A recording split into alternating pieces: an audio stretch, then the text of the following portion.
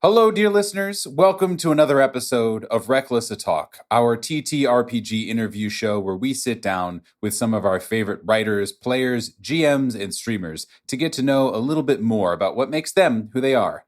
I am, as always, your host, GM Nathan, and I am very excited to present to you all the jokingly self-titled greatest GM in actual plays, Eric Silver of Join the Party and Multitude Productions, and a slew of other shows. Eric is a full-time producer, game master, designer, and content creator who has been making podcast goodness for several years now and has tons of great insights to offer. In this fun and freewheeling chat, we cover a lot of big stuff. Institutions versus artists, not waiting for people to make your thing, cheating out to the audience, being a Dreamcast kid, community action, and making the game the backbone of what you're doing, among like 100 other things.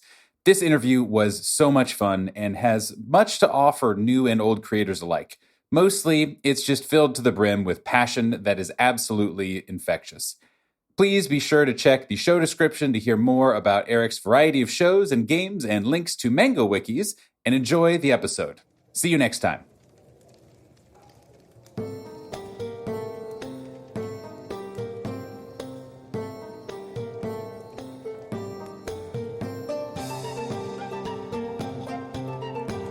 Eric, hello. Hello. You put podcast upon you've written the word podcast on my forehead, and I've come fully to life to become your podcast guest. I was just a figure made out of river mud and dice you bought for $50 on Etsy. Yep. And now I'm fully here. Hello. You are the opposite of those Doctor Who like weeping angels, where you only move if you are being perceived making content. Yes, for sure. I am a canonical golem because I'm here to defend the honor of medium-sized tabletop RPG shows.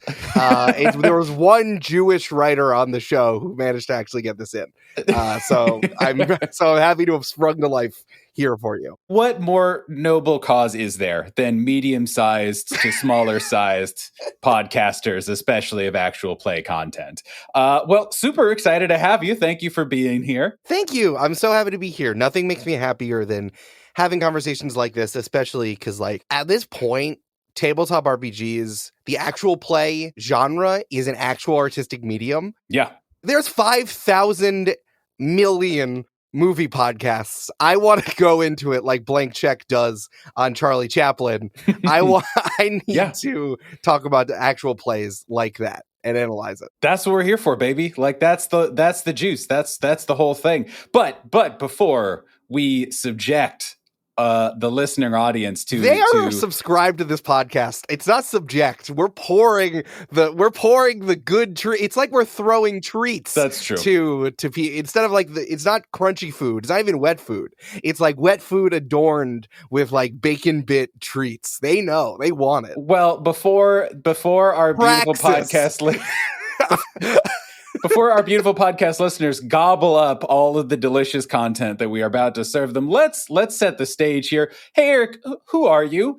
Why should people be interested in all of the delicious actual play artistic mediums, thoughts, opinions, and experiences that you may or may not have? Praxis, pedagogy, semiotics. All right. See, I know plenty of those words. Oh, you were a teacher. Yeah. Yes, I was a high school English teacher. So I have a degree that says praxis somewhere in my dad's attic. It's framed. So you know it's real. It just says praxis, yeah.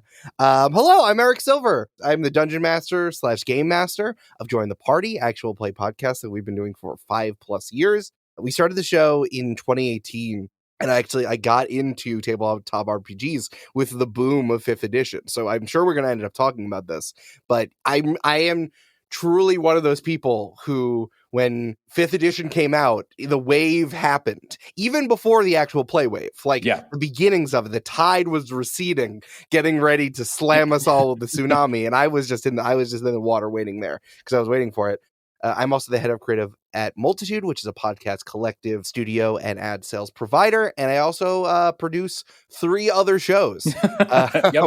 One is a sports show for Defector, which is a wonderful worker-owned collective that spun off of Deadspin. I produce their sports show, and also 2 shows on Multitude Tell Me About It, which is a game show run by a billionaire, which is really fun. It's like podcasting Taskmaster. It's really fun. And Games and Feelings, which is a advice show all about games that I do with Jasper Cartwright of Three Black Halflings. So I'm out here making games podcasts all the time. Living that podcast life, as we like to say in the business. Yeah, absolutely. My parents have no idea what I do. Yeah. Not even a little bit. Well, and you do it professionally, and I do it as a hobby. And also my parents don't have any clue about what I do. So really, we're the same in that our parents are totally clueless as to, wait, you're doing what? What is this? Okay, well, you're happy?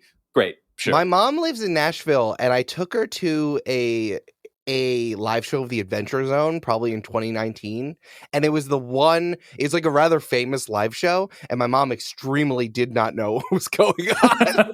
And I'm just like, okay, so this guy, all right, so they're brothers and their dad, right? They're mean to each other and they don't know how to play Dungeons and Dragons, but we all love it so much. This was me in 2019, so that was also like the whole thing was a really wild. And I, in kind of preparation for this episode, was looking a little bit certainly into past things you've done, your shows, all that good stuff. And we always start up top talking a little bit about, as you said, how you kind of got introduced to tabletop role-playing games and nerdery in general. Yeah. But I was very interested, particularly in your story, because you've been doing it since 2018, which is much longer than a lot of the cohorts that I have. Oh. But also, you just kind of, like you said, you were right on the wave, right as 5e and actual plays and stuff were kind of starting to jump in, was also when you started playing tabletop role-playing games. So what's the Eric backstory in terms of nerdery and tabletop and how all of these things converged into the podcaster that you are today?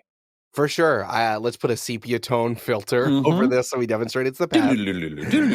Yeah, I mean, in terms of nerdery, which is a very funny sentence that's going to encapsulate so many things that I did. Yeah, I mean, I was always into video games. I was into video games a lot. I think that this was set on my path that my first console was a Dreamcast, and I didn't know what cursed bond I would have. Yeah. I was one of 6 people that owned a Dreamcast. But there's a type of person who owns a Dreamcast. You know, like that's an archetype of a young nerd who's like, I was a Dreamcast kid, and that tells you something. I'm not sure what, but something about that person. Sonic Adventure 2, Power Stone, this one game that was like swirly match. It was like it was like Tetris, but the swirls of the Dreamcast were Tetris pieces. It was really wild. But yeah, I was super into video games. I had a Dreamcast and a GameCube. I still have the same GameCube that I got on open. Awesome. My grandparents in Erie, Pennsylvania, got it for my brother and I for Hanukkah, the Christmas season that year. And it was a black one because the purple one was for girls, obviously. Obviously. I still kick myself. I wish I had the orange or the purple one. I love you so much, GameCube, but you're not the color I wish that you were, because I was an idiot when I was like 11. Yep. Through there, I think I ended up adding on more and more nerdy activities. Yep, totally. I was reading perpetually. I was one of those kids who like read so much that no one believed me that I was actually reading it. Where like teachers need to be like, so give me a summary of the book. And I'm like, okay. I just didn't want to talk to anyone else. I wanted to read instead. And then from there, I did high school theater. And from there, when I went to college at NYU, I was doing slam poetry. I was really into slam poetry. I started the NYU slam poetry team, and we won college championships 3 times when I was there. We were really good at it. And also just in performance and everything. I also loved board games a lot. That was when like the big board game craze was starting in the early 2010s, and the golden age or the Renaissance has continued from there. One of the first board game cafes I ever remember opened. It was called the Uncommons, which was like right below NYU, where I went to school. And it was weird. Like I knew that they existed, but it wasn't like a thing yet. So I'm like, so I can just pay you $10 and I can play all these games. That's cool. Yeah. I'm going to hang out here a lot. Sold. And of course, that ended up with me playing like way too much Seven Wonders. No one wanted to play it with me. I got really into Sentinels of the Multiverse. Do you know that one? I was literally playing it yesterday. I have the Steam version of it that I just casually throw on all the time. Absolutely. Yes. Oh my God. I love Sentinels of the Multiverse. That was like my game. And I used to play it by myself. For those of you who don't know, Sentinels of the Multiverse is like a cooperative game. It's like Magic the Gathering, but everyone has a fixed deck that corresponds to a superhero that never existed. And then you use those decks and you play against a villain deck and like an environment deck. So it's a cooperative game, but you have to play at least 3 decks. Like you have to have 3 superheroes competing in this thing. I would play all 3 superheroes plus controlling the villain and the environment deck. Been there, done that. Yep. Oh, good. 100%. I thought I was the only one. Good. No. This is good. Nope. Do pick it up on Steam, though. It's very nice. It makes it much easier to run it by yourself. And then, yeah, I think that Dungeons and Dragons crested along when I was looking for something to do. I mean, I saw the community episode, and I think that's when Dan Harmon himself was getting pretty big, and like Harmon Quest was existing, and then the Adventure Zone obviously broke through, and I started listening to that, and I'm like, oh, this is really interesting, and I wish that I could make something like this. I was also trying to break into podcasting at the time. I was a high school English teacher, which you could tell by my big framed photo of Praxis that I have in my dad's house. I did that for a year all the way in like South Brooklyn, and I loved teaching, and I loved being able to create something and give it to my students like that or have them interact with it. I was also a camp counselor for a very long time. So I was like, I loved making things like activities and then having people participate in them. But then teaching, I really loved, and I was a high school English teacher, but then the school got hit with a grade fixing scandal, which was like reported on local New York City news. Basically, like teachers were just passing kids who had went to summer school just by giving them a packet and then telling them to go, so to raise the graduation rates of high school. Right, yeah. And I was like, oh, I'm disaffected from this whole thing. Also, like, I didn't realize how unions worked, and I got a really good sense of how unions worked from that. Being like, oh, I'm like, are you all being paranoid right now? And they're like, no, it's not paranoia if you're prepared. And I'm like, okay. But then I finally understood what was all happening. And slowly I found myself into making shows. I started a job at like a big media company after a few years, and I met people who would eventually be my co-conspirators on Join the Party. And we started putting this together in like the nascent form of the actual play genre. We still found ways. We're like, I wonder how we can make the show our own and make it as best as we can. And then we've been kind of on that journey for 5-6 years now. What part about actual play? And I'll start there as opposed to kind of tabletop, though I guess it all is all under the same umbrella. You're looking for a show, right? You're looking for something to do, looking for a podcast, looking to have that experience of creating something for others to kind of interact with and to enjoy. So what about tabletop stuff caught your attention and kind of grabbed onto you and said, this is what you're going to be doing for 5 years? This is the main thing you're going to think about all the time. Yeah. I ended up playing a few times before I ended up being on the microphone. I played like as a player once. A character was Erie Goldbottle, who is a ranger halfling, because I was really excited about being able to ride on a dog, on a mastiff, which you're able to do as a small character. Tale as old as time. I still remember that's the one main thing. And of course, we were level 1, and I played one session, and I never got the chance to actually do it, which I'm so annoyed about.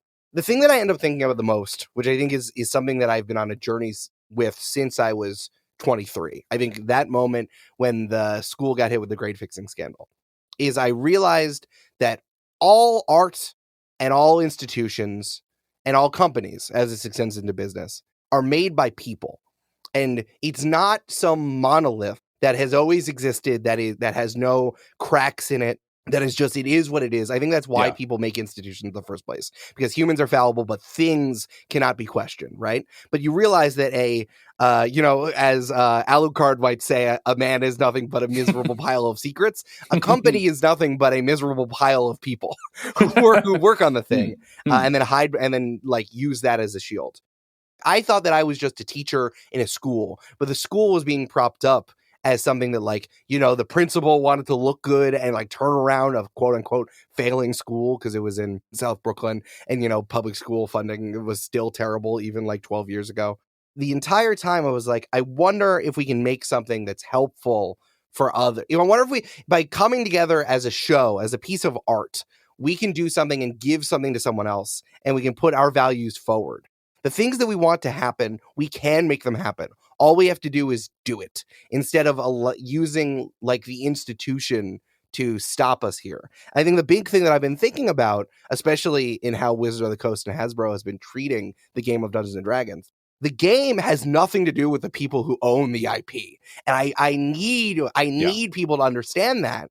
It's not about the people who work on it, like the writers and the designers who work on these books that eventually get published. They need jobs, and there are so few jobs that exist in tabletop RPGs.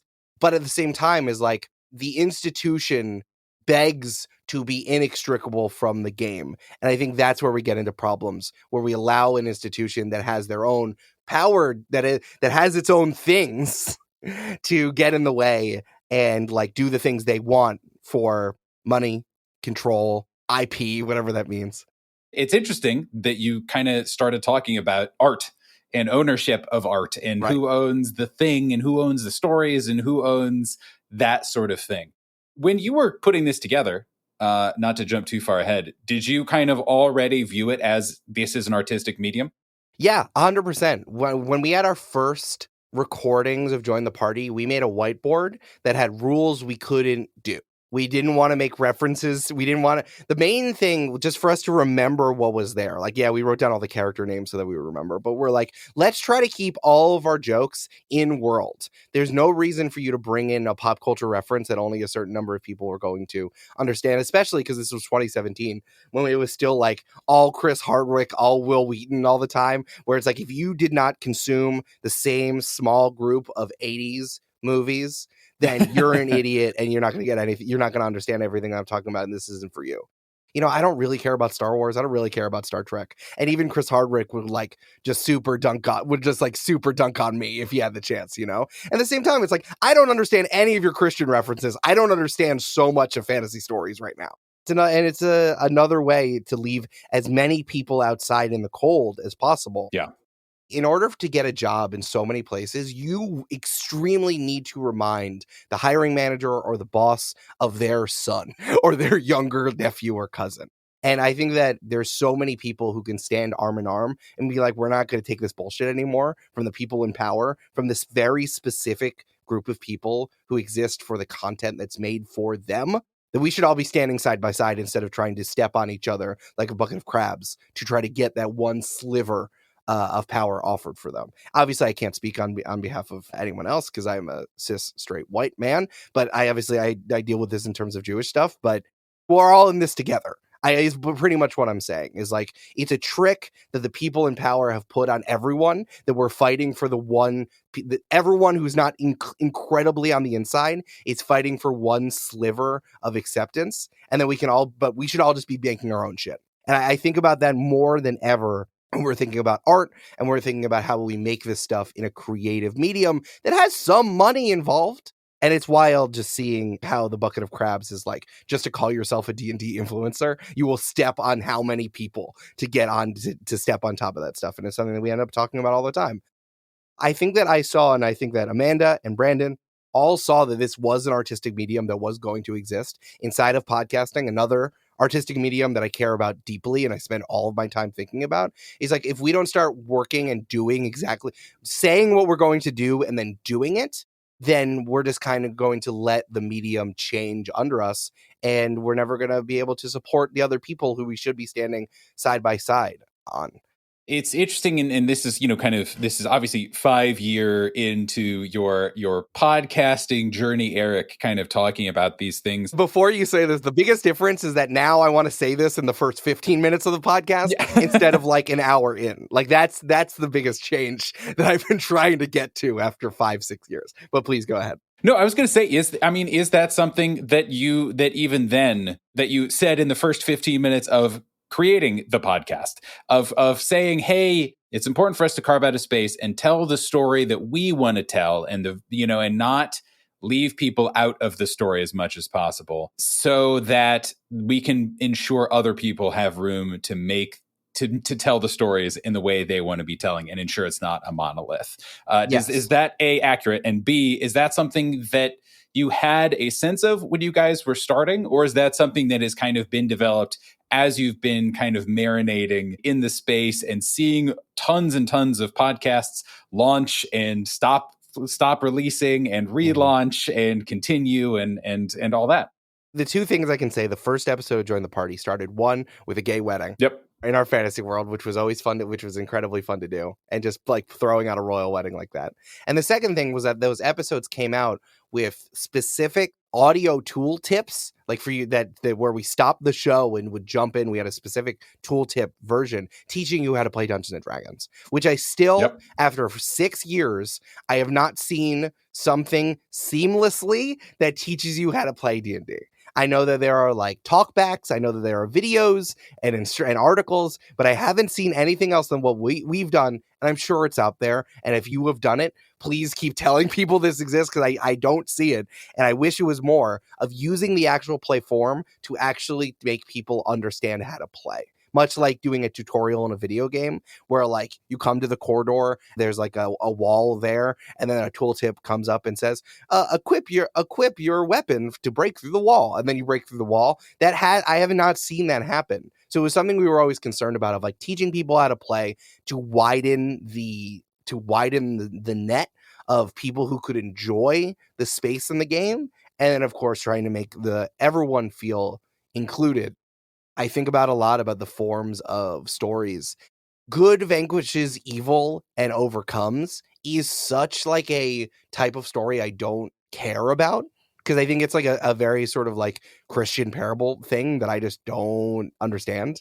From my tradition, the tradition of stories, of Jewish stories that I are from, are like, yeah, these people had a conflict and they're both kind of right and it's kind of gray and like no one's really happy in the end. It's like, that sounds super interesting and I like that.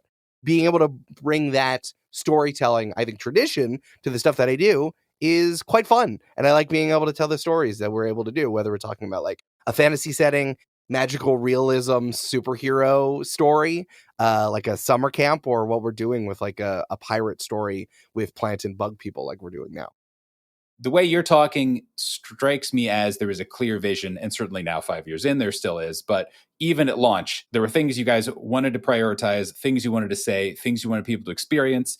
And that was not, I don't think, as common in 2018, or at least it didn't feel that way kind of retroactively. So what went in for you guys to that process? And why was that something that you're like, no, we're starting off with this. We are making these sorts of statements and we are laying this foundation for ourselves. Why was that so important to you?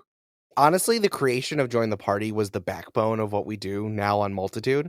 And, you know, when we were pulling this together, I mean, it's me, I'm the head of creative, and Amanda McLaughlin, who's one of our players who co-created the show, is now the CEO of Multitude. And Brandon Grugel, who edits the show and plays on the show, is our head of production. Like, this was the seed that turned into Multitude, the entity, as a podcast collective studio, making podcasts for other people and selling our own ads and being immersed in the podcast, in the podcast, like financial space in that way. The intention was always there. This is what I do. I have produced and launched, I think, like 15 shows by this point, both for like big media companies, helping other people out with consulting, or just continuing to do it right now, like the 4 shows that I run now. You got to be unique. I don't know why we were ever trying to not be unique. When I hear that an actual play podcast is like, we have a cool home game and now we're going to record it, and which was what everyone said in 2017, 2018, I'm like, and still the same. I'm like, why? What's the point? Especially now where it's like, we're going to be in the next Critical Role. Like, why? How? How are you going to do that? Are all of you experienced voice actors that are on Geek and Sundry in 2015? Like, is that what you're going to do? It didn't even make any sense. So I think that having a unique show, so that the show itself can stand out, is essential to being a podcast, because the show has to exist. Remember what I said about institutions? The show has to be able to stand on its own. The art can exist without you as a person being like out there on stage. It's a big difference between like the one-man show you're about to do and like the artistic creation of the thing you're about to perform. The thing that we wanted, I think, is teaching people how to play and widen the net. Even in 2018, we saw that like, this is a very specific group of people who know how to play this. I think about, and I think a lot of people do, the Adventure Zone balance as like the high watermark for the first crest of actual play. And I think about it a lot. One entire episode was references to Tom Bodette. I still don't know who that guy is. He was on Motel 6. He was an actor. I don't know. I'm not really sure. I met Brandon when I was working at this media job, and like we were working on this project that was supposed to like solve podcast discovery. It's like the holy grail of podcasting. Like you're going to be able to find whatever you want because there's no algorithm in podcasting. This company invested a ton of money into doing this and it never really went anywhere. And like we were kind of like putting playlists together, quote unquote, of episodes to start with. And I did the actual play genre. So I listened to the first episode of like all of the actual plays that existed in 2018. And then after a while where I was just like, I think that there are things here we can do. Brandon is an incredibly talented sound designer and editor. So it's like, we could definitely bring that here. Because this is let's let Brandon cook, you know? Like this was also when audio drama and audio fiction was cresting as well. We can bring this to actual play, you know? We can make, Brandon knows how to use sound, Pro Tools really well. We're going to let him do it. He's a talented musician. He's going to do it. He's going to create music. Amanda was super new to the game. She learned how to play the game on Join the Party, and having someone who was coming to this like bright-eyed and bushy-tailed, I realized is incredibly important. You need someone who's not immersed in the whole world, especially Amanda was too busy babysitting her younger siblings. She missed out on like a 7-year gap of pop culture. And it's like, this is super important that she doesn't know. For example, if someone had contact with an alien and their chest is wriggling around, she wouldn't know that an alien's about to pop out. And that's kind of important for being able to tell a story and have everyone like come to it with genuine emotion. Later on, and then Julia Shavini, one of our other players, joined, and she is like really, really good, right? Like the power player, not in like a destroy your world sort of way, but like a really good tabletop RPG player is something that like emerged in 2019 and 2020, as signified by like Lou Wilson and Emily Axford, and like that's us, that's Julia for us, and she's really good at puzzles, and she's really good at emoting on the microphone and coming up with really, really like complex characters, and that's something that came through. From there, like the widening of the net became different as the show went on. That was the change from season 1 being a fantasy story to season 2 being like a real world superhero story. I mean, listen, the plot of campaign 2 was like a mad scientist discovered a new element and then turned a sleepy upstate New York town into a metropolis in 20 years, which then created superheroes. And like being able to take a tabletop RPG and apply it to a genre that wasn't fantasy was really important. And I wrote a ton of stuff about reskinning 5th edition to work that way. And then the next step from there is like, okay, let's play something other than D&D. Then we played Monster of the Week for a mini campaign. And I think now what we're doing in the 3rd campaign, we're using a lot of classes from Vault of Spire of Secrets from Mage-Hand Press. Yep. So we're moving away from official Wizard of the Coast stuff, which we don't need. I reworked a lot of like the species components. I do a lot of my own game design that is all towards making this as enjoyable of a podcast experience as possible for you. Like, I hate initiative. I think initiative bogs down not only the game, but especially actual plays. So I come up with my own ways for us to do fights in something that like a game system that is for epic storytelling, but involves combat, and being able to use combat and allow everyone to do combat is still important, even if initiative slows everything to a goddamn mud crawl. So that's what I think is moving it forward. Is like, yeah, we don't teach people how to play anymore because we're here in 2023, but we sure do use third-party classes. We barely use any. I barely look at like the monster manual ever, and if I do, I'll reskin something, and I feel confident as a GM. And I'll say I've also been doing this heel turn where I call myself the best DM in podcasting constantly, but yep. I am the best DM in podcasting. That's true. But my confidence as a DM and a game designer has never been higher, and I want to give that to my players and also to the audience. Something that is interesting that you bring up, and something that I think about a lot, is having opinions on design and on the experience and on podcasts and on consuming it and about the stories that you're telling kind of in the mediums. Both kind of as you're talking now, and certainly in the products you're putting out, and just in how you are stylizing things, that it always struck me as you guys collectively are people who have opinions on how things should be run and how things should sound and how things flow nicely and should grow and leave space for others and run and all that kind of stuff. How did you go about forming those opinions? You know, like, is that something you just passively consumed them? Were you listening to all of those podcasts? with that kind of mindset, or how did you approach it to get to the point where you were when you launched and where you are today? Something that I care about a lot in podcasting, because podcasting is a team sport. I know that the majority of art is, but I think that like it really is like rowing the boat. Everyone needs to do it. Again, I have a lot of people who work in movies and TV, so it's like I know that everyone has a job, but ultimately it comes down to whatever the director or the network says. And it's also like not writing a book or blogging where it is one person. Podcasting really requires like 5 people or more, or however number of people, let's say 4 or 4 in my case, to be working together and rowing the boat at the same time. To that point, you need to make sure your artistic team is like an adventuring party. Everyone needs different skills, and they should be allowed to do those skills. Let them have their lane. Why is the cleric trying to track a fox? Yeah. Why is the wizard up front absorbing damage? And I think that that's an issue we run into a lot in podcasting, how one person is kind of like, or one entity, when we're talking about, when I make a show for a company, they tell me what to do. And I'm like, I know better than you. And they're like, no, you have to do exactly what I say. An adventuring party, everyone needs to do what they do. So for me, I spend, I'm going to talk about all the people, then I'm going to answer your question of what I think about. Julia, again, as a voice actor and as a great player, she thinks about, and I think I give her the responsibility to like keep me grounded in like the player DM relationship and the player GM relationship. Like what does Julia need to flourish? And she will do it as best as possible. But also I got to like make sure to water the ground, like give her the thing that she needs. And she really keeps me creatively grounded in that way. I mean, Brandon, as our editor and sound designer, he spends a lot of time thinking about that stuff and like what sounds good in audio right now in 2023. And we all let him go to work, Yep, And totally. Amanda, again, as a new player, but also as like a business-minded person, we let her do business stuff. She's incredibly smart about marketing and about business, and we let her cook. Obviously, we contribute our ideas, but she's the one who's like, I think this will work the best, and we allowed her to do that.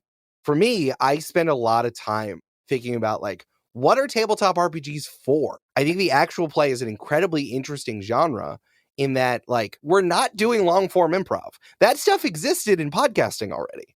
But the actual play genre was like a scaffold or an engine for making stories happen. And I think that we forgot that at some point with what I call the LAification of the actual play genre that exists right now. The highest crust being people who are actors and professionally are actors playing Dungeons & Dragons 5th edition, rules light, so it's almost long form improv. And then they have like the budget and the spaces and the cameras and the film set to record themselves, which is fine. And that exists. And a lot of people love that stuff. And I'm not saying that they're not incredibly talented and successful, and they are. But it's like the art form doesn't need to be like that. And I think a counter wave that exists, which I think also comes from all the people who are like, you could do an actual play show of my tabletop RPG that I've been working on, is that there are games that literally aid in the creation of a story in audio. And I don't want to forget the game design element, because like games are supposed to do something specifically. Yes, it's supposed to have fun, but fun with intent, with an intention. I spend so much time listening to the Adventure Zone, and this one is a kind of like a big pet peeve of mine. The number of people who use The Quiet Year by Avery Alder as a world building game that eventually then becomes a campaign, a Dungeons and Dragons campaign. I think Avery Alder is incredibly talented. I love The Quiet Year. I love the form of The Quiet Year. I think the pulling of cards is great. I love the table. The Quiet Year was specifically created to be an ephemeral game. The game literally exists that the Frost Maidens or the Frost Knights come in and destroy everything you've done at the end of winter, at the end of 4 rounds. The events are created to be ephemeral. People should not use this for this, but Griffin McElroy got it from Austin Walker doing it once, and then he did it, and now all these people do it. I'm like, I beg y'all to find any other world-building game to do this for, because this specific one is not giving you the thing you want. It's going to give you something that's haunted and weird that should have been wiped out and should not exist. I ended up creating world-building games that I've run on Join the Party. I have them up on, I put all my game design stuff on the Join the Party merch store. It's called, one of them is, it's a pack of 3 games called 3 short games to tell stories with. So I ended up creating it because I'm like, I need someone to use something else. Like you got to use the game in the way it should be made instead of just doing what you heard the most popular person do. You got to remember what the intention of everything is for. And I think using games as literally the engine of what we're doing and as the jumping off point and like the rules can help us tell the stories that is not loose, that is kind of like an interesting counterculture to this artistic form, the artistic mode that we're currently in with the most popular version of what we do. So something that also kind of stood out to me that I think ties into that is your guys' different campaigns or mini campaigns. All of the things are all very different. Yeah. they're all very flavorfully different. You started high fantasy, and the most recent one is everyone's a vegetable pirate. And like to be honest with you, I feel like I was coming back to the high fantasy to campaign Totally. 1 because it's like I was so disaffected by like fantasy stories at the time in like 2019, 2020, where I'm like, you guys aren't really, I thought that sci-fi and fantasy was supposed to be like a metaphor for what's currently going on. And you guys are just doing whatever you're doing. This was also like very final 3 movies of Star Wars at the time. And I'm like, I cannot touch fantasy right now. I'm going to do some real people, real world stuff. And then I feel like I'm coming back to it now. Totally. With I got really inspired by Andor. And I'm like, you know what? No, we're back to this being metaphor. We got it. How do you go about not just kind of deciding, hey, this sounds interesting, right? Mm-hmm. And like, oh, here's an idea that's percolating that either I've come up with or that we kind of collectively have come up with. How do you marry that with what you think is interesting and fun and just kind of inspires you with that intent piece? Sure. With the, hey, what are we getting at here? What's the core of what we do? How do you kind of what's the process of either discovering or kind of putting forth that level of intention and that level of kind of awareness around, this is the story that we're making, here's why we're making it, and here's the tools we're using to fit the genre of podcasting and to fit the genre of tabletop role-playing games? I can tell you how I can definitely tell you how we did it. We've been considering what we're going to do for campaign 3 for like 2 years. Before then, we're in the middle of campaign 2. And this was also of like, maybe we should play a different game other than Dungeons and Dragons. Mm-hmm. My artistic intention, I never want to drop that wholly on my players. Yeah. Because I'm definitely the one who spends the most time on like tabletop RPG Twitter, buying new tabletop RPGs, reading stuff, doing game design. Like I'm very much immersed in that. So I'm never going to be like, hey, fuckers, we're going to play Blades in the Dark. Get ready. Yeah. Like we're playing Lancer. Learn how to play Lancer. I also need to do something that I think is going to make sense. So I'm like, we should play a different game. We've all played some Powered by the Apocalypse games. Are we interested in doing Monster of the Week? And we talked about it, and Powered by the Apocalypse games are very form-following function. So we kicked around Masks and Monster Hearts 2 and Monster of the Week. And we're like, we're going to try to play a different game for at least a mini campaign. And then we ended up coming around. We're like, oh, we really like Monster of the Week. I think Julia suggested doing it at summer camp, and it was the campaign, right? We're like, okay, yeah, we're in. We got it. And that was like, we're going to learn Monster of the Week enough to teach people to feel confident that we can record this on a microphone and also lead our audience in there so no one feels left behind. For campaign 3, I knew we kicked around. We're like, do we want to return to Dungeons and Dragons?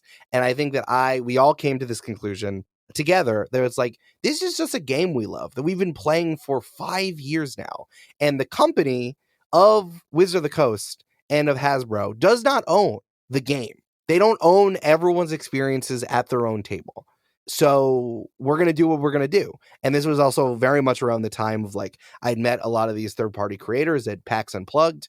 Machan Mike, the Mike who runs Machan Press, is incredible. And he told me all about all the stuff. And I was really excited about Valdez for a while. So even then I was like, yeah, we're going to work with these third-party people because people are doing really interesting stuff that's outside of the Wizard of the Coast Citadel. You know what I mean? So we were going to do that anyway. And then the OGL stuff clarified that even more. I was part of like that group of people who made the petition. It was great to be able to put that together, but it's like no one owns this game. It's a game you experience at your own table, and no amount of Chris Pine movie or books that they're continuously raising the price on is going to take that away. I have a lot of people who play, a lot of people who play Magic the Gathering too, but like the time of playing Magic the Gathering has nothing to do with the amount of drops and the amount of secret cards and like media mashups that they drop. Like you can't own someone's game experience. And I think that's something that we're trying to bring to campaign 3 of like, we're going to use Dungeons and Dragons because I think it's a flexible game system that will be able to make us tell the action story that we want to tell. But I'm going to create my own species. The character bonuses are usually come down to traditions, which are based on these countries that I've made. I've never touched a piece of Unforgotten Realms in my entire life. I don't care about Baldur's Gate. Yeah. I don't get it. I don't care about Waterdeep. I have my own cities here. That's the most insidious thing that I think that the D&D movie has locked in, trying to tell you that like a story set in Baldur's Gate is the same as Dungeons and Dragons the game. It's not. It's the IP book you are including alongside the game system. It's just a game system. So I think that the intention was like, we want to do something else. We can kick around pirates and cowboys and stuff like that. I'm like, I think we want to do pirates, and my players all love plants a lot. So I started coming up with this land, and we all put it together. I'm like, we're going to come back to D&D, but we're going to do it on these terms that I've done a ton of research on. And everyone's like, great. We know because I've talked to them a lot about the whole Dungeons and Dragons stuff that's been happening over the last few years. Especially it's wonderful when you have someone who knows how to like analyze like investor reports that comes out from Hasbro every quarter. It's really fun. So I'm extra informed on that. I was like, but we're going to tell it our own way using third-party content and tell the story that we want to on this piece of art that we have.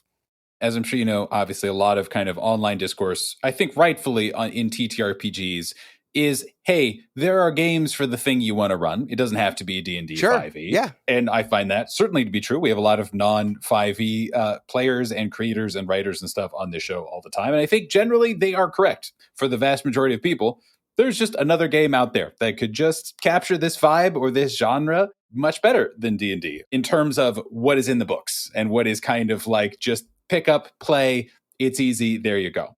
How did you kind of come to terms with deciding I am looking this exclusively as the D20 engine, basically. Sure. And I'm trusting these numbers and I'm just going to run with this, but then I'm going to essentially make my own game on top of it. Was it just kind of out of a degree of necessity where it's like, my players aren't interested in playing a new game and that's fine. And I like designing stuff, so I'm going to do it. Or was there kind of like a process you had to go through to kind of divorce your brain from, hey, here's what D&D is with paladins and with all these other things versus this is a D20 system and I'm just treating it like a D20 system and I'm just going to graft whatever I want to onto it? Listen, I consider myself a game designer. I've created a lot of games for us to play on the microphone to tell an audio story. I'm very interested in pushing it forward. I mean, I was incredibly inspired by the stuff they've been doing on Dimension 20 over the last few years. It's like, I want to push this particular form forward using a D20 system and see what happens. Also, like, I want to make sure that we're as comfortable as possible playing the system. We've been playing D&D for 5 years. I also want to say, I love all the other games that are out there. I've been listening to Friends of the Table for a very long time. Austin Walker and the crew over there has introduced me to so many different systems, and I've used quite a lot of them and played games with them. I'm not trying to fix D&D. I'm trying to tell a story on a microphone using some of my own game system stuff. And if it feels like it's grafted onto Dungeons and Dragons, fine. I understand the play any other game crowd, but I think that's talking to people who refuse to play anything else. It's the monopoly and the hegemony, I think, of D&D that those people are fighting against. It's like, I'm 100% with you. I'm not spending a dime of that. My players like this system and it tells my artistic story the best, so I'm going to do it. We did something called the one-shot derby, which is where we created characters that we would run for one-shots of rules-like games. We did that right before campaign 3. So it's like Battle of the Brontes was a one-page RPG created by Oliver Darkshire, where like sisters have to try not to die as they're writing their masterpiece. And it's just really fun to play. So like, I'm ready to play any of these games, but I do think that in the current landscape, if you're going to have an actual play show, Dungeons and Dragons is the most flexible to do the exact thing you want to do, and can go in so many different directions. The most number of people know how to play it. So sometimes it is like it's an artistic choice in the pool of podcasting, but that doesn't mean you shouldn't play other shows. I mean, this is what we're talking about, uniqueness, right? Like, we've been running the show for 6 years, and our remit is teaching people how to play and making the net as big as possible for as many people. It is unique for you to play a different game system. Jenna Stieber plays in Burnt Cookbook Party, which is an actual play show, and they play Pathfinder, and they just tell people they play D&D. And like, that's it's funny, but I think that it also shows that like you can play whatever show you want. You can play whatever game you want. If you want to stand out, play a different game. You're 100% correct. But like, this is where we're at as a show that's been doing this for 6 years. If I was starting a new show right now, I would not play Dungeons and Dragons. No. But this is what we have, and this is what we do. That to me kind of brings up another thing that I've heard you talk about a lot, and I think is shown on your show is the concept of cheating out to the audience. Yeah. And I think every actual play does it differently. Some not at all. Some it is literally we chuck microphones in the middle and that's our show, and that is a choice. Sometimes it is we are exclusively cheating out to the audience, and everyone knows that we're all just like, this is just us all having fun. We're very aware that the audience is there, and there's tons of sliders and dials for all of that. Mm-hmm. And you talked a little bit about it. We're like, hey, I think D&D 5e gives us the framework to produce the stories we want. We're providing the audience with what they want. But I think that also kind of, for me, begs that extra question of, hey, we are creating a show, like you said. Yes. What does that mean to you? And what is it that, not just in terms of the practical choices you guys make, which I would love to hear about, but also about the kind of philosophy and the kind of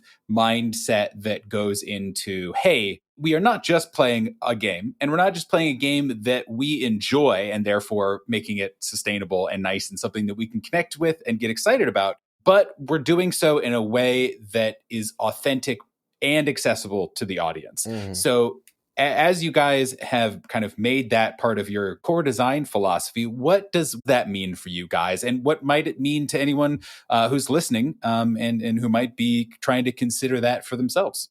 I think that finding the balance between playing the game and doing like a show is essential to actual play. I think you have the things on both sides, right? On one side is what I said before, is something that's pretty much just long form improv, which is like Hello from the Magic Tavern is all the way over there. They don't play a game, they just do it. And it's incredible. They are improvers. They know how to do it. They create characters. They are locked into their choices. It's great. So that's all the way on the right. And then all the way on the left is putting a microphone in the middle of a table and just playing your game. No edits at all. Just it is what it is. And like, that used to exist, and I assume that's what they do on Critical Role. That's why episodes are so long. But at the same time, they are doing a lot because it's everyone. They're on a film set. It looks better than anyone else's show. So that's not even the example. Like, imagine, so on one side is long form improv, and the other side is just plopping a microphone down in someone's basement and just recording, which are a lot of shows I listened to in 2016 and 2017. I'll tell you that much. And now. Yes, it is a professional hazard of mine that it's like I can't listen to that much actual play because it like makes my brain hurt. I started thinking about like what I would do and like how this fits in the artistic form and everything. Yeah, it's a real bummer of me that launching an actual play podcast has really fucked up my own ability to enjoy actual play podcasts. There's like 4 that I listen to with any regularity that I'm not torturously like, oh, well, I wouldn't have done it that way. Yes. Or I would have done this, or actually, oh, this is interesting, and just it's too loud in my brain. Oh, that's so much better than I would have thought. Oh my God. Oh. Right. Or that makes me feel bad for my own show or whatever, but that's, my own personal bad brain. But anyway. Yes, exactly. But I think that the important thing is trying to find that center of like gameplay. Let's assume gameplay is on the left and performance is on the right.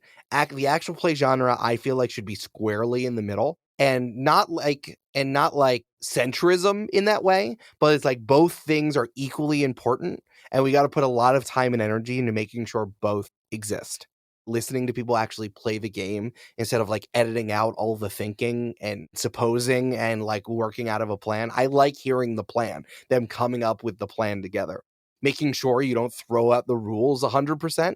I understand, especially with D&D, there are rules that just don't make any sense for what we're trying to do here. But at the same time, it's like, you got to follow the rules on some level. You got to know the rules so that you can play the game that's actually there. Again, it's fine if you don't want to, if you're doing something that's incredibly rules light, but that might as well just be long form improv. And I don't think that that's what we're going for here. It's another thing of like once an art form develops, and I think this is podcasting, of how it gets like put in the hands of people in power, like tech guys and Hollywood people and everything.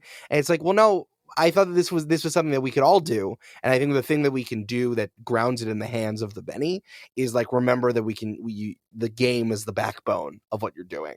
And then that's how you can stand out and be unique. Like, let the game take you in directions, so you're not just like, you don't have to be a professional improver to have a show that people love. Something that I think is always important for demystifying actual play stuff and tabletop role-playing games, kind of like you said, is showing the stuff that gets edited out, or at least acknowledging the stuff that gets edited out. Are there times where you guys have to stop and be like, I don't think that works for a podcast? Or you have to re-record stuff, or you have to like say, hey, can you actually say that again?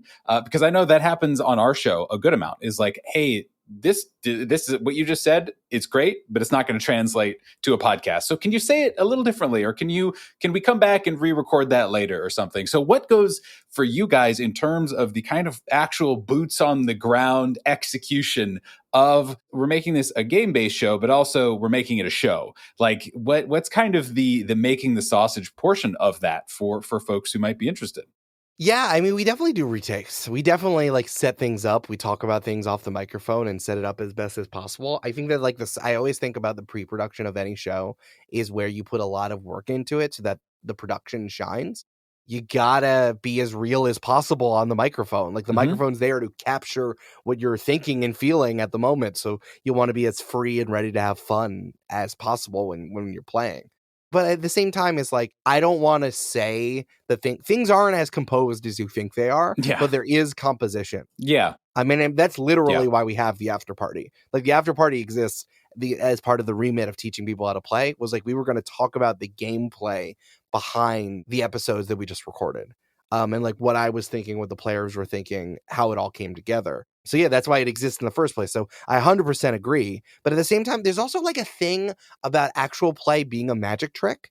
A really big worry I have is when I tell people I have planned a lot or did not plan for something at all. Totally. And I think that that's like something that people love to hear. If the DM was like, hi, I have no notes, I didn't know that was going to happen. But at the same time, it's like, then I just showed you how the magic trick worked, right? Like the magic's gone. So now you're like, oh, lol, Eric doesn't make any notes. Yeah, it's not real because he's making it up right now. Yeah. As opposed to, oh, no, this is all a real world, and these are real characters who are all, all present and all have their machinations in the side. It's like, oops, I had to make that up, can be a different vibe for some people, for sure.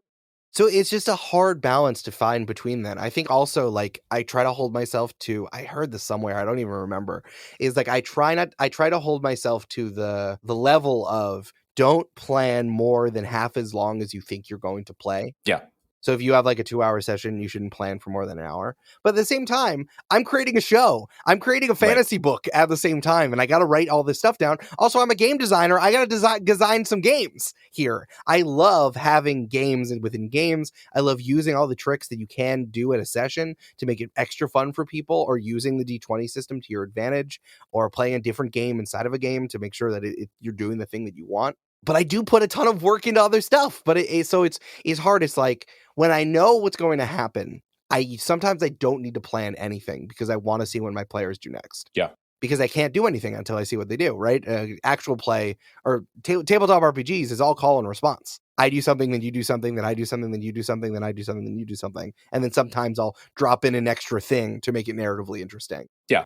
So I can't plan too far in advance because then I'm just going to throw out those notes. But at the same time, I'm planning the whole world so far in advance, right? Or something that I planned 3 months ago will then pay off now. So it's like, I don't plan too much because I need to see what my players will do. But at the same time, I have built the entire world upon which we stand. And that sure does take a lot of work. Yeah, you put in the work up front to have it be this cohesive thing. And then once you're there, you're like, cool, I just need a couple sentences and let's rock and roll and we'll go from there. Yes, exactly. It's also hard, like, running the show at the same time. Like, I feel that I am the showrunner here, but also, like, all 4 of us are producing the show at the same time. So this is like a lot to do. Like, we stream, we make Patreon episodes.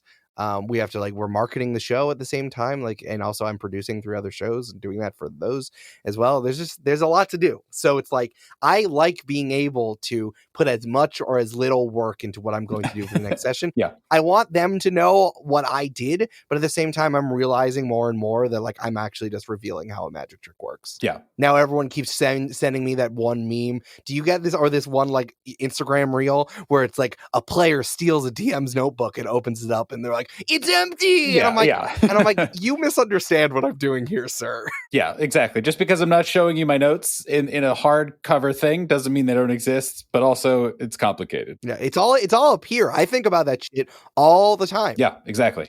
I saw a lot where a tweet that's been going around with all the AI WGA stuff that's been happening. It's we don't need AI to help us write anything. It's called a long shower. And I'm like, yeah, dude. Something that you've talked a lot about, and something that I think a lot of D&D, specifically podcasts do, or shows do rather, is where are there gaps in this show or in this system, excuse me? Yeah. And then how can I fill it with another game or another mechanic, or how can I kind of massage it and steal from here, steal from that, and massage it in so that it tells the story we want with the rules that we need to make sure it happens. Mm-hmm.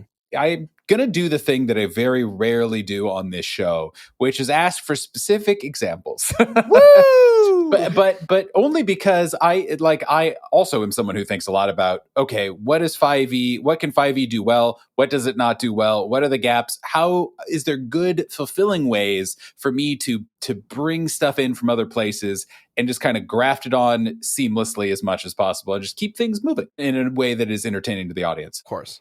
Are there any particular game systems or mechanics from not 5e that you've kind of been dragging in, not necessarily even just different subclasses and different classes, which I know you are doing, especially in campaign 3, yes, but of whole kind of mini games, like you've said, that either you've come up with or that you've taken from others and kind of massaged into place?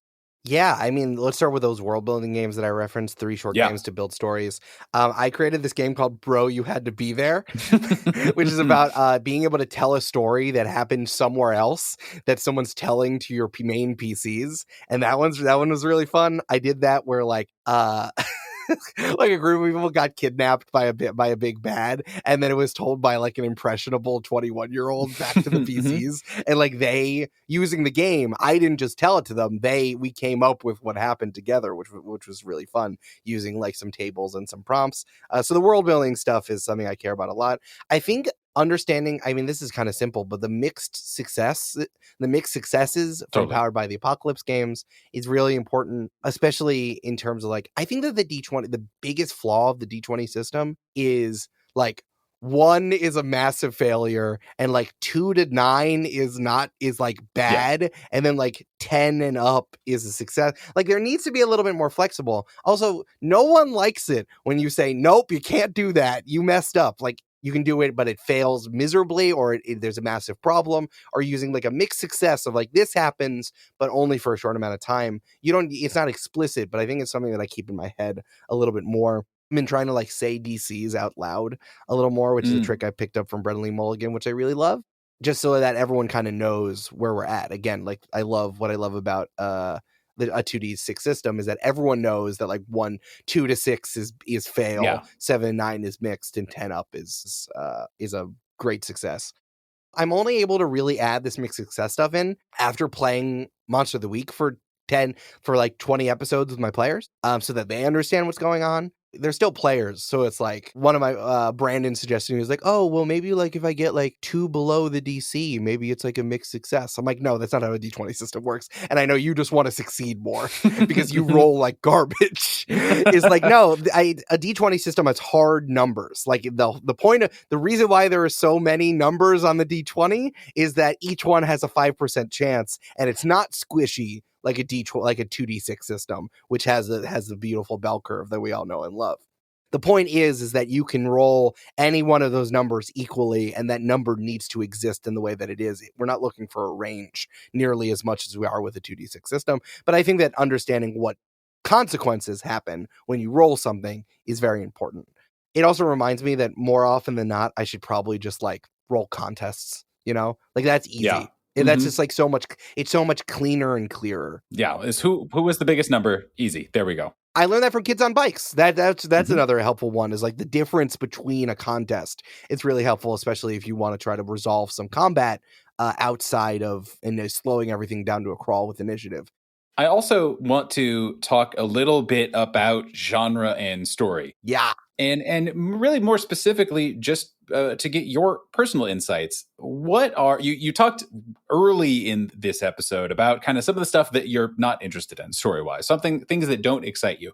But doing this, especially for 5 years, and having obviously just consumed books and media and stuff before, during, and after starting a podcast, are there things that you have either experienced or realized about yourself in terms of what are the types of stories that you enjoy making and or consuming, or themes that you see yourself going back to or interested in exploring, or things like that, and how do you connect with them?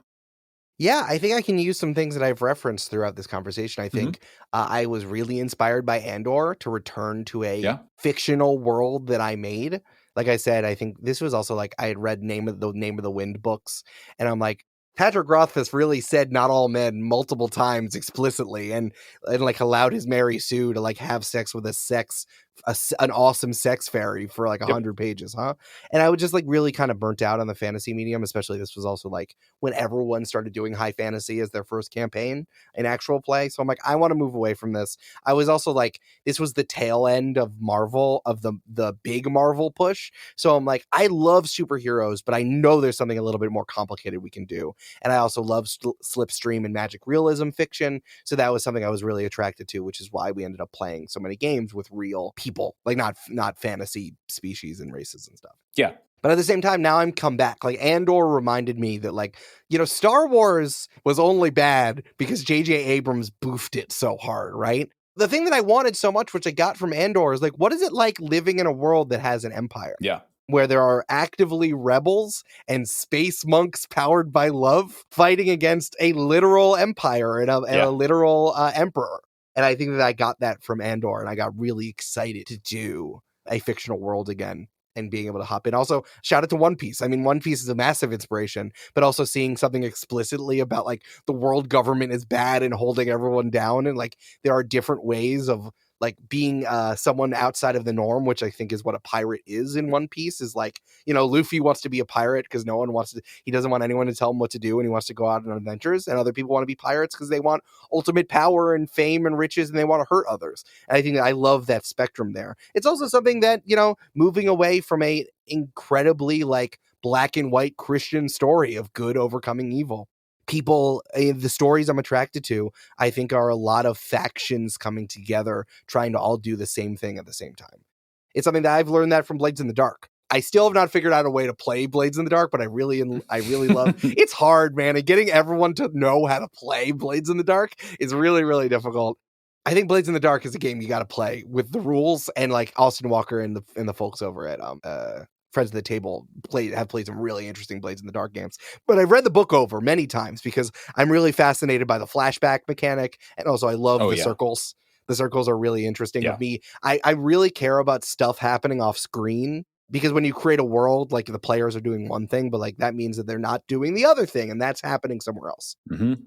Those stories of groups of people trying to do things at the same time in a really lived-in world, and no one being right necessarily, even with our protagonists. Everyone's just doing it for the reasons they're doing it, and everyone being kind of gray, and then seeing what happens at the end. I like that. Those are the stories I like, and I think that comes from, you know, not having specifically only white cis Christian males telling stories. You know. Yeah, absolutely. I also really I care a lot about putting Jewish themes forward. Yeah.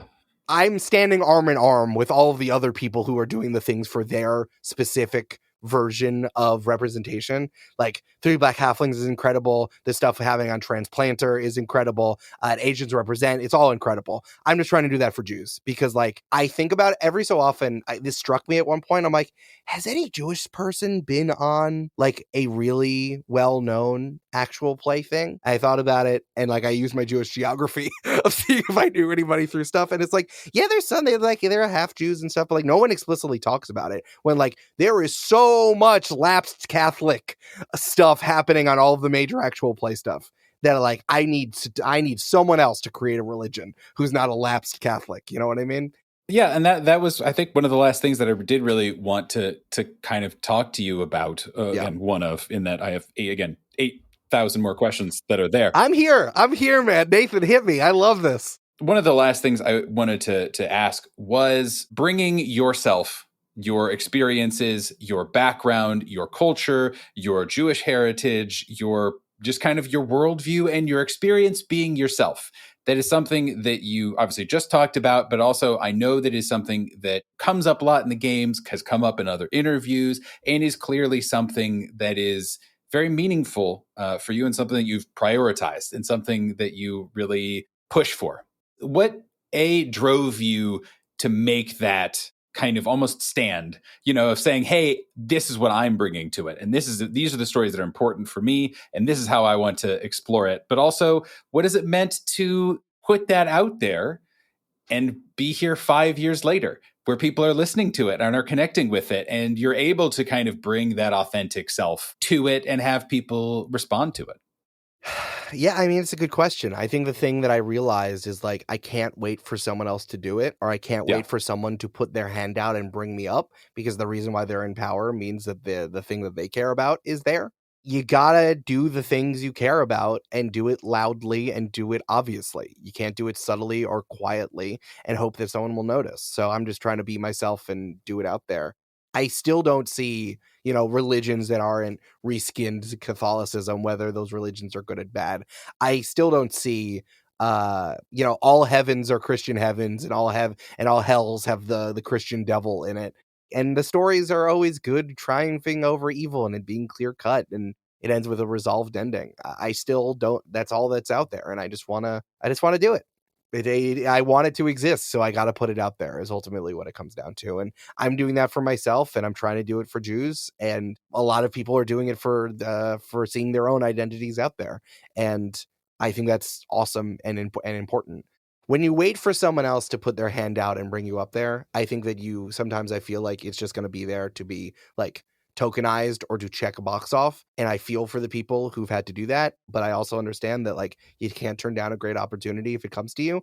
I feel for those people that's out there. And it's just this weird thing of of having a personal brand and making stuff and going on people's shows. But the least I can do is just make the thing here and the thing that my own artistic thing. But if you want me to come on your show and bring some strong kick-ass Jewish energy, I'm there. Let me on. Matt Mercer, I'm here. I'm here. Bring me on. Matt Mercer, noted listener of Reckless to Talk. Be sure to check it out in the show notes. It's kind of funny you say that, because it's like I should say more often. If anyone wants to talk to me, whether you work at Wizards of the Coast, whether you run a very big show, I'm here. I want to talk about this stuff all the time, and I can help if that's what you want. But I think that people want to do the thing that they want to do. But even if I'm being critical, I will talk to you. My consulting fee is right here, my man. I'll tell you how much for me to tell you the thing. I care about this. I think about the forum a lot. I've been in the forum for 6+ years. But I think they want to listen to themselves instead. And I understand. You've been creating content for a long time. You've been a person in public for a long time, and on the online public, which is its own beast. And you started at just kind of, you did not have existing podcast properties, or you were not an established actor or anything like that. People forget that everyone started out as nothing. You think that like everyone came out of the womb with like 10 voiceover credits. Also true. But just as you're kind of thinking and looking around and seeing, even now as we're talking, there is a logo of a podcast collective on the door behind you. What does that mean for you? This is my studio that I'm in that my full-time job in my office here. It's honestly incredible. Is that something that you spend time thinking about, or that strikes you frequently? And just how do you look back on the time spent and on the hardships and on the amount of work that has gone into it, but also the successes and of the kind of the small and large triumphs along the way? I think I'm going to end up talking about like media and podcasting at large. That like the institution that exists within this. Yeah. Actual Play serves two masters, both the podcast, the content creation space and the tabletop RPG space. And I think some people, a lot of them are more in the tabletop RPG space. And like, you know, a lot of people don't know me there. I find myself like in the podcasting world a lot, or at least like in the media world.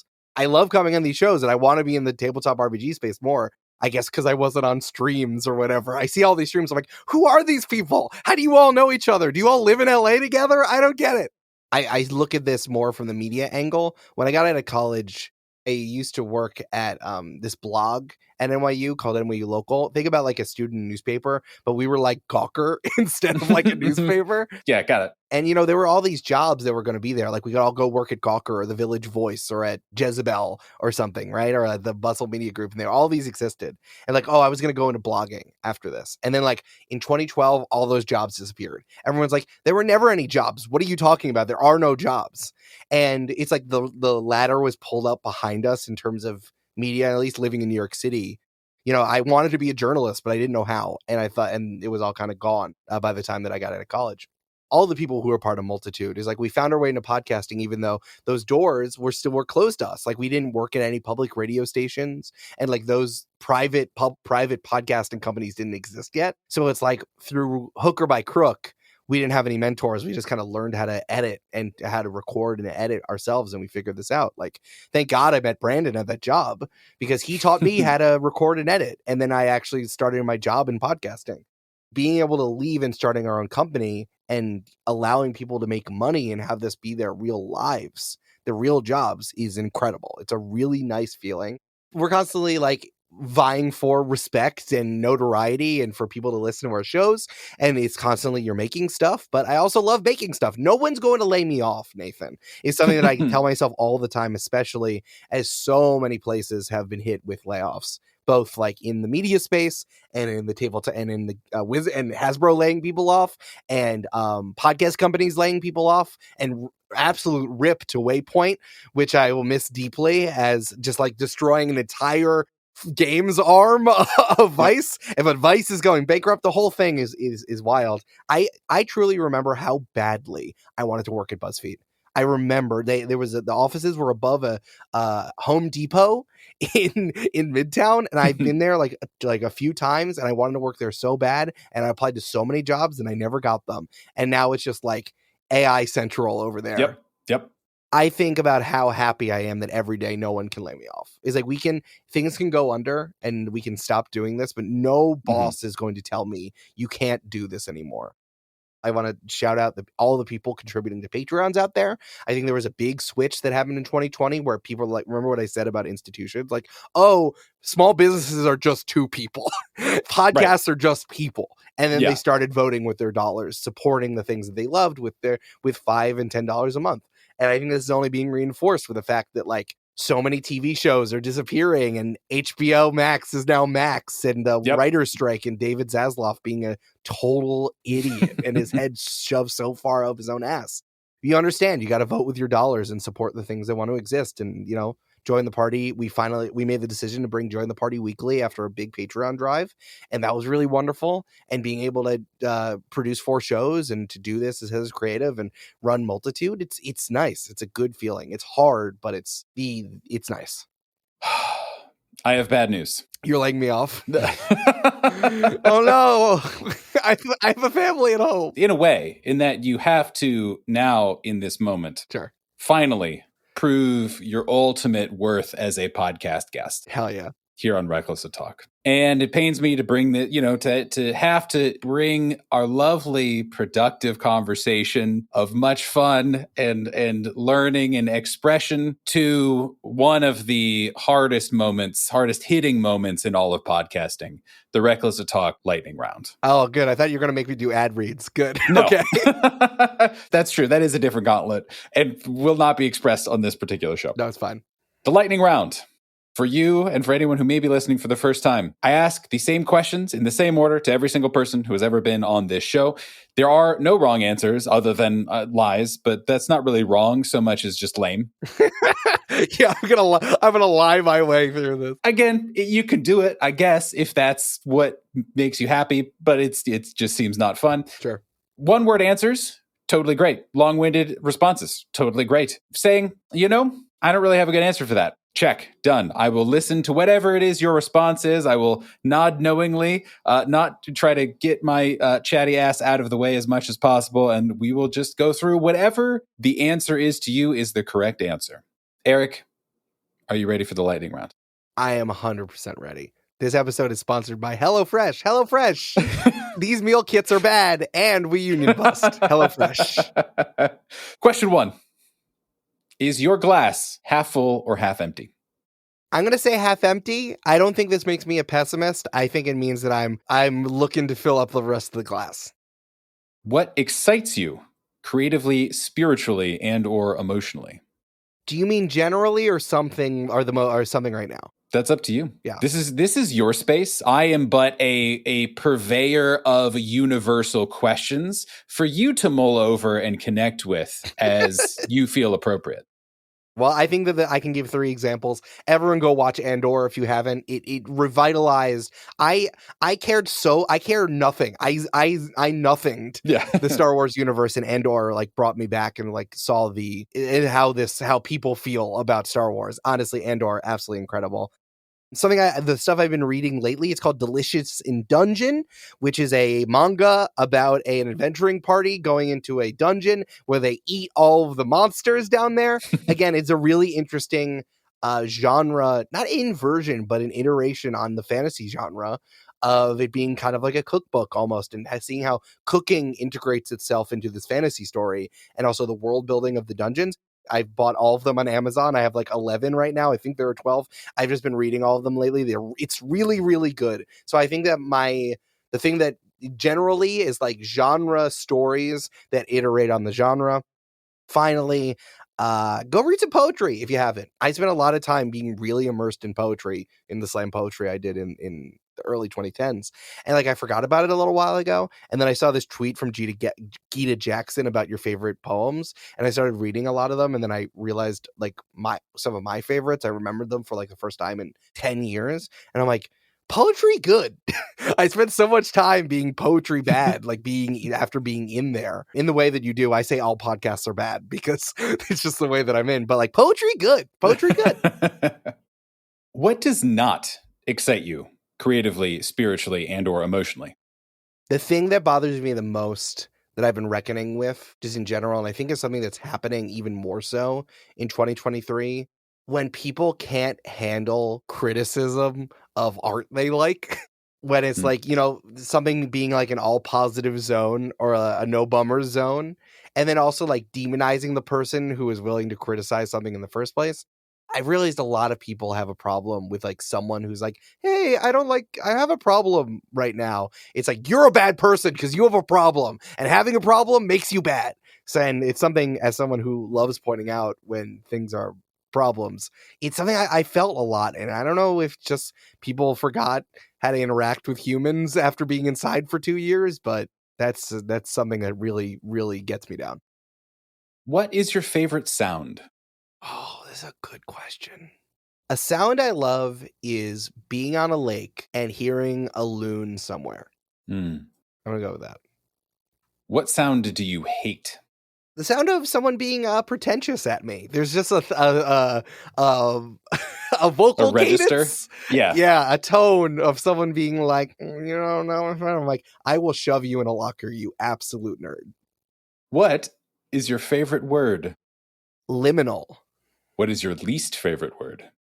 I don't hate moist necessarily, but I get it. But then again, moist is bad.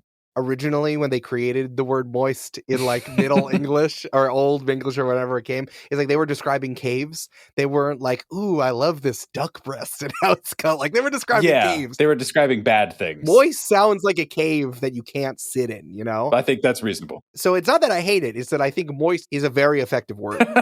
For communicating a specific vibe. Yeah. That makes Words sense. Words mean things, Nathan. Words mean things. They mean things. What tabletop role-playing game or D&D or what have you, monster or antagonist, blah, blah, blah, have you not faced or run that you would love to? The monster of people not knowing how to play Lancer. The rule book of Lancer is the monster that I have not been able to confront. What is your favorite adventure of all time? And this can be a tabletop adventure. It can be one you read, one you wrote. It can be 1999's The Mummy, whatever that means to you. Everyone should go back to Ready Player One, the book and the movie, and put all the bullshit aside. Also, hilariously, that guy, the guy who wrote Ready Player One, was in the slam poetry scene, and which is so funny to me. There's some really interesting stuff in there. If you leave like the thing I said about that you're only like a true acceptable person if you know this specific diet of 80s stuff. If you put all of that to the side, there are some very interesting storytelling devices of like these tests that you need to pass to like unlock a world, and also like just the whole hunting for an Easter egg thing. I just think is so interesting. Like you have a world and there's a secret in the middle of the world, and people spend their entire lives looking for it. Like the bones of the story is very interesting. It's just, unfortunately, much like a dumpster, it's filled with garbage, but very well put together. What is your favorite tabletop role-playing game character of all time? And again, it can be one of your characters. It could be an NPC. It could be a player that you played with. It could be a show that you watched of, I really love that character, whatever it means to you. I'm going to go with Laser Ted from a campaign of Friends at the Table, who is pretty much just like... who is pretty much just like steampunk, futuristic riffraff. And I loved him, and it was really funny. Ever go look up Laser Ted? He's good. He's one of the good Teds. Yeah, one of those good Laser Teds out there. There's a lot of them. Final question, Eric. What gives you hope? What gives me hope is collective action of creatives. Listen, I'm someone who's still on Twitter. I'm also on Blue Sky. It's necessary. I get it. But I think that just like where everyone pours their poison into it, I think is a problem, where everyone's trying to step on each other like a bucket of crabs. That's what really gets me down. But the thing that gives me hope is when that turns into collective action. For example, what's happening with the writer's strike? There's been a few strikes actually right near the office, so I've been able to walk down there and just participate. And it's been really great. It's been like energizing and enervating, and it's awesome seeing collective action in person and seeing like the SAG voting on authorization for a strike, and the DGA also throwing support behind there, especially after the garbage that the HBO Max has been doing lately. I'm sure that they're going to step up and do something. And also seeing like worker-owned collectives exist. Like, for example, Defector, who we've been working with, is an incredible model. And also Hellgate here in New York City, another worker-owned collective.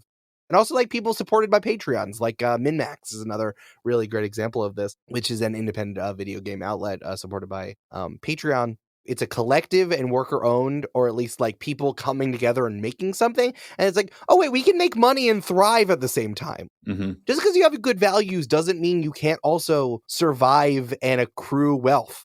You have to do that.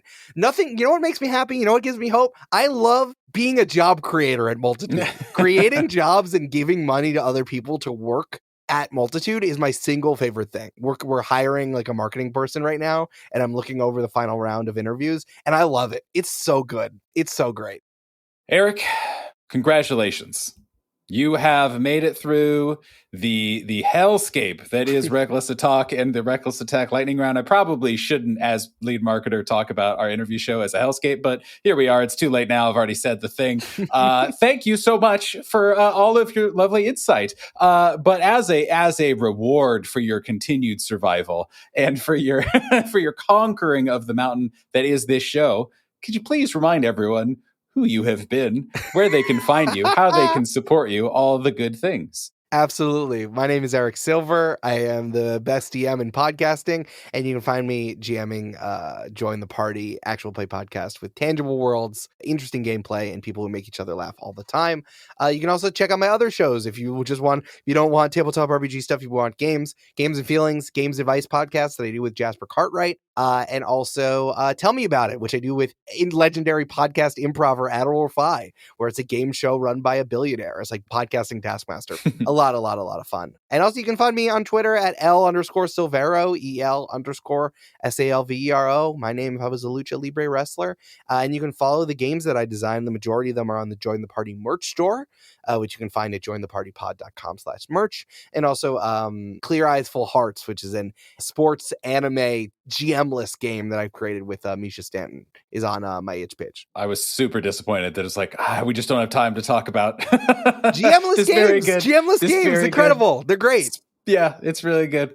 Eric, thank you so much. There will be links to all of those things and more in the show notes. Be sure, dear listeners, to go check that out and go check out Eric and Join the Party and Multitude and all the other lovely things. Eric, thank you for being here. Thank you for being you. And I appreciate it. And dear listener, goodbye. You have to wipe cast off my forehead so that I go to pod, and it's like I'm just in a little pod and I stop. Just go back into your podcast hibernation until called upon once more. Yes. To serve the needs of the audience. Exactly. Hi, Eric. Hello.